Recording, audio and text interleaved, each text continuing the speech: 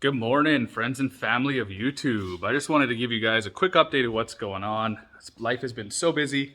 I'm in one of those ruts where life is so busy it's hard to get videos out. But it's a beautiful, beautiful day. And there's a big car show going on with, I didn't get much sleep last night, so please forgive me. Like exotics. And I don't know what else is going to be there. I don't know if, like, a buddy's kind of organizing this. So I don't know if, like, my IS is going in the show or what. So this weekend I dedicated, not knowing that I was going to this thing, to fix the hole. If you know IS300s, you know that at the back corner right there, all of them rust out and have really bad rust issues. So if you find one that doesn't, it's mint. But mine does. So I'm going to show you guys what I did. It is janky. Okay. It is janky. You're going to have to forgive me. But my goal here, you have to understand, is A, I don't have a welder here. If I did, it would be done way better. And two, my goal is to seal it up versus make it pretty. So just keep that in mind. You guys are going to laugh. I know it.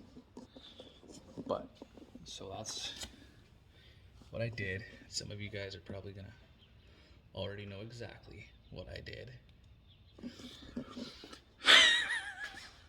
It's embarrassing, but it works. And I did my research and it actually works. So this is what I used. So you guys are my YouTube fam. I trust you guys to know that I don't condone this. But it's on my car that I'm using to seal up moisture, weather, and debris. Debris is key. So the moisture, when it does get wet in there, if that wasn't there, it wouldn't sit there and just rot. So I sealed it. I did 2 rust inhibitors, and then I hit it with some PRQR15. This stuff here, which is magic, or POR15 rather. No sleep. And then I'm going to pass the side skirts on to my buddy, and he's going to paint them for me. So I'm going to put the polyurethanes on this car. And I'm going to keep the TRD, I think, on the Altezza. I think. That's what I'm going to do. That's what I decided to do. But anyway, I wanted to tell you guys why this car is one of the funnest cars I've owned. It's very fast. It's really easy to work on. Really easy to work on. I know the 2Js like the back of my hand. I know IS300s pretty much like the back of my hand. And I don't have to care about it. So one of the main reasons why I got rid of my Supra is because it was worth so much money. I couldn't really enjoy the car anymore. You take it out, I'd always have to be hawkeyeing it, watching it, not leaving it. So with this car, I could leave it, wherever in relation to the Supra. And not really care. And the body, let's be honest, it's nice from 10 feet away, but I could pick it apart.